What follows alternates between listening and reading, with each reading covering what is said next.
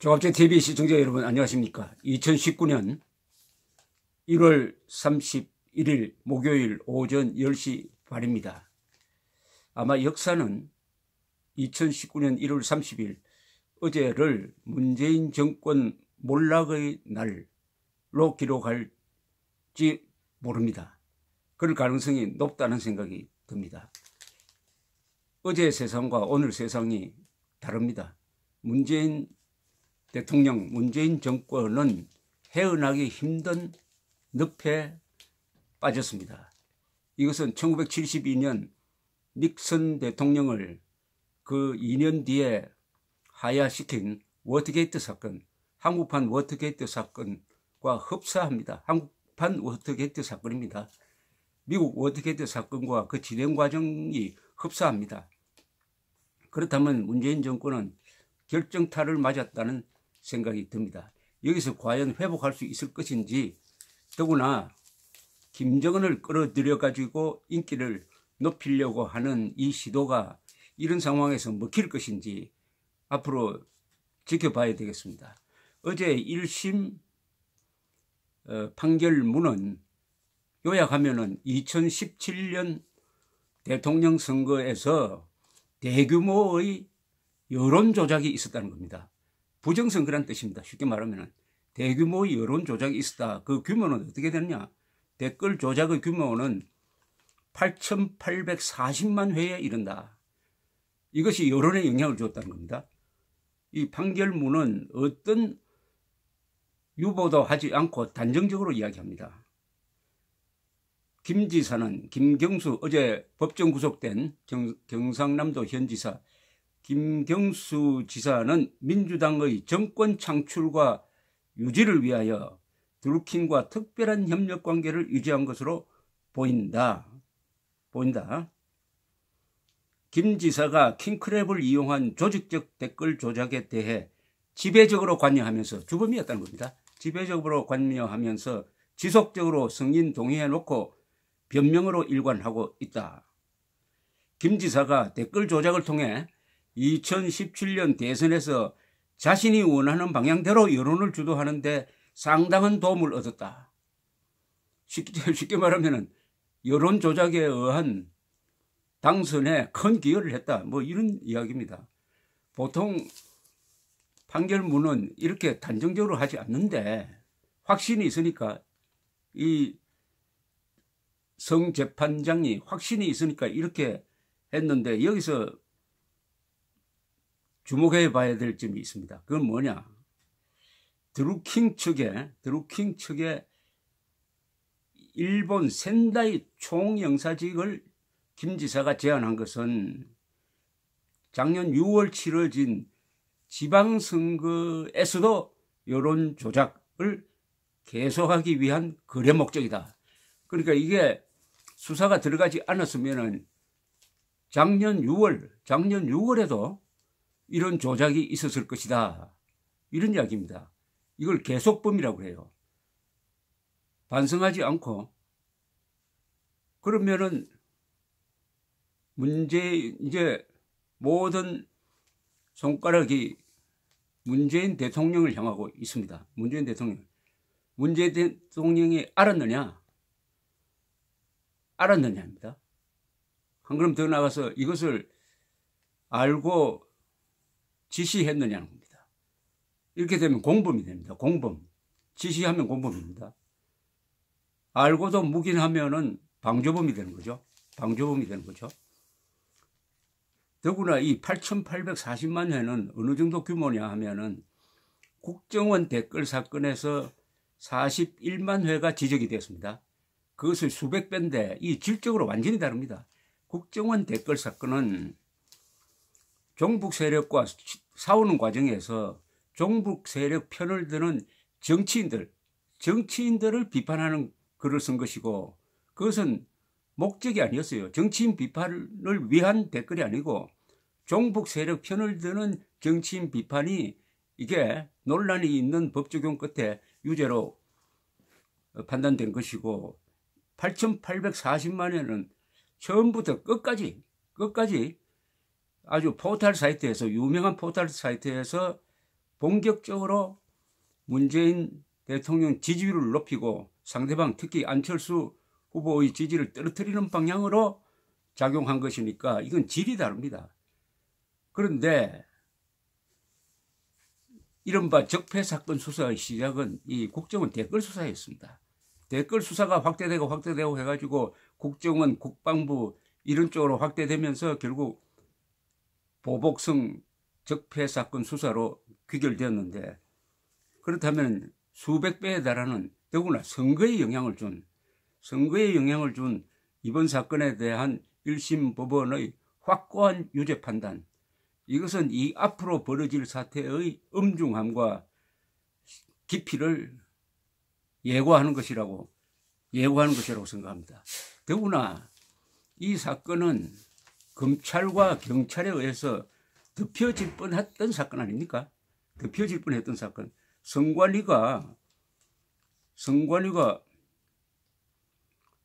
이 사건을 수사를 해달라고 했더니 검찰이 무혐의로 했습니다. 무혐의로 했고, 나중에 경찰도 수사를 하는 척 했지만 5달 동안 제대로 된 압수수색도 하지 않고 하다가 결국 특검, 이것은 자유한국당의 공입니다. 특히 김성태 원내대표가 단식을 하면서 특검을 받아들이면서 뒤늦게 5개월 뒤에 수사가 착수됐으니까 증거가 얼마나 많이 인멸됐습니까? 그러나 특검이 최선을 다해서 수사를 했는데 아마 부족한 점도 많았을 것입니다. 그래서 제2차 특검이 필요하다는 이유가 바로 거기서 나온 것입니다. 하니까 이 정도의 자료를 확보를 했다. 물론 특검이 수사를 잘하는 것도 있지만은 이 범죄의 사안이 너무나 크고 명백해가지고 숨길 수가 없었다. 이렇게 봐야 되는 거 아니겠습니까? 이 민주주의 국가에서 가장 큰 범죄는 부정선거입니다. 정권이 부정선거를 하면은 그게 들고 일어나가지고 4.19 같은 사태가 벌어집니다. 4.19 부정선거로 그 위대한 이승만 대통령도 스스로 물러났습니다. 닉슨 대통령도 72년 선거에 압도적으로 당선이 되었습니다.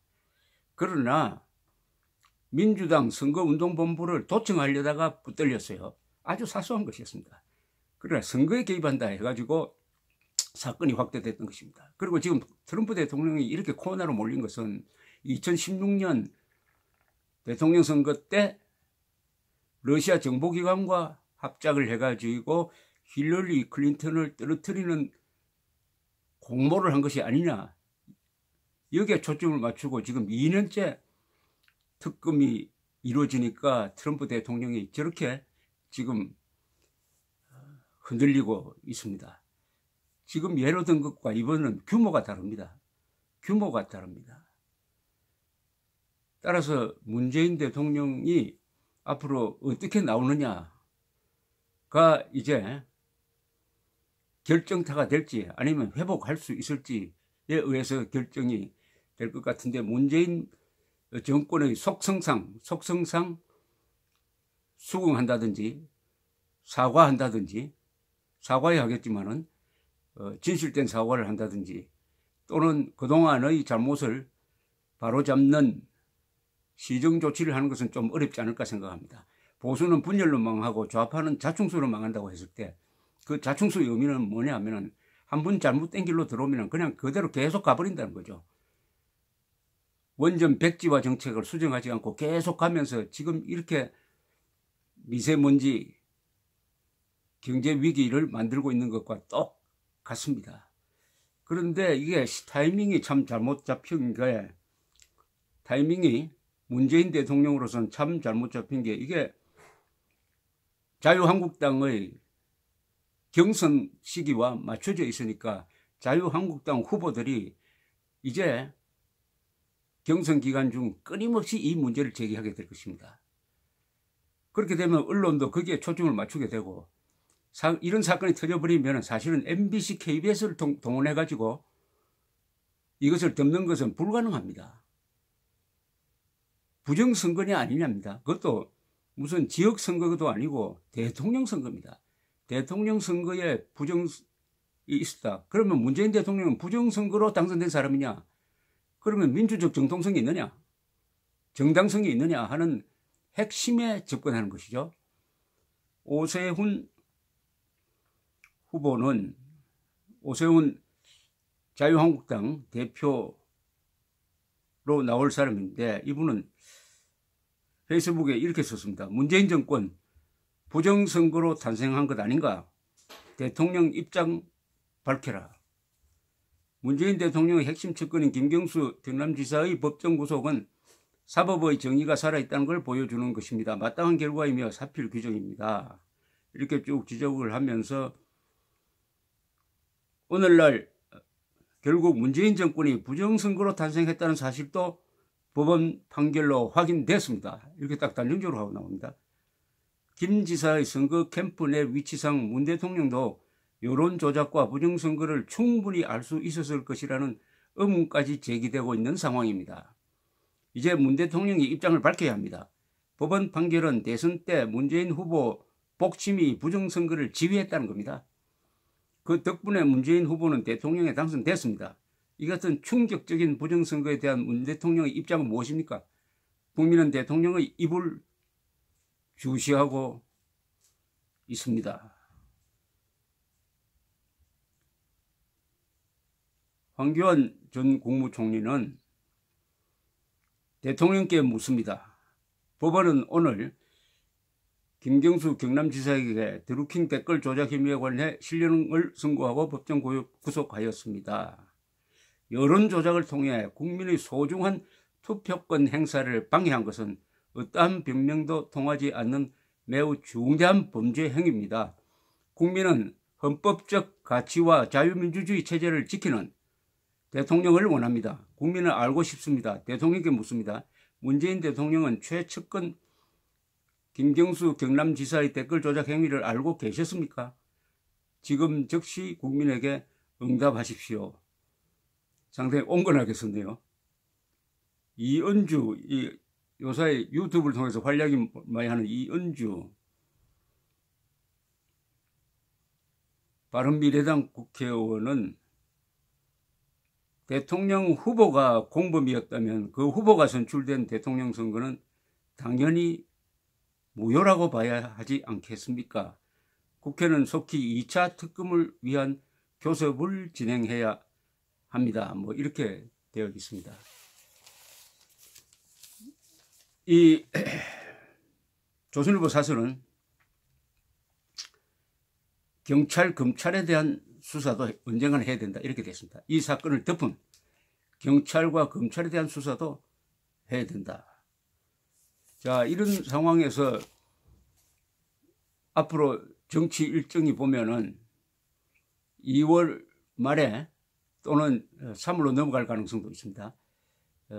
미국과 북한, 트럼프와 김정은 사이의 2차 회담이 예정되어 있는데 실무 교섭이 제대로 되어가고 있지 않다는 CNN의 보도도 있습니다. 트럼프 대통령이 앞장서서 만나겠다고 하니까 실무진들이 교섭하는데 상당히 어려움을 겪고 있다는 겁니다.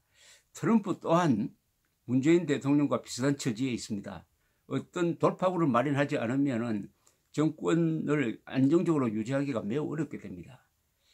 그 뒤에 무슨 합의가 나오면은 이 합의에서 이번에 주한미군의 위상 문제가 거론되지 않을까 하는 악몽이 있습니다. 어쨌든 합의가 나오면은 트럼프는 성공했다고 포장할 겁니다. 그걸 이어받아 가지고 문재인 대통령은 다시 김정은을 서울로 불러 들여 가지고 타이밍이 맞다면은 3.1절에 서울로 오도록 해가지고 뭐 남북연합이라든지 낮은 단계 연방제로 가는 아주 위험천만한 어떤 선언을 발표할 가능성도 있습니다. 이것이 과연 이 김경수 법정 구속 사태와 맞물려 돌아갈 때 국민적 지지를 받을 수 있겠느냐 하는 게 초점입니다. 어떤 정치인도 외교를 잘해가지고 선거에 이긴 사람 없습니다. 반드시 국내 문제로 심판을 받습니다. 국내 문제는 주로 경제고 정치입니다. 정치에서 핵심은 지금과 같은 이런 부정사건이 터지지 않아야 되죠.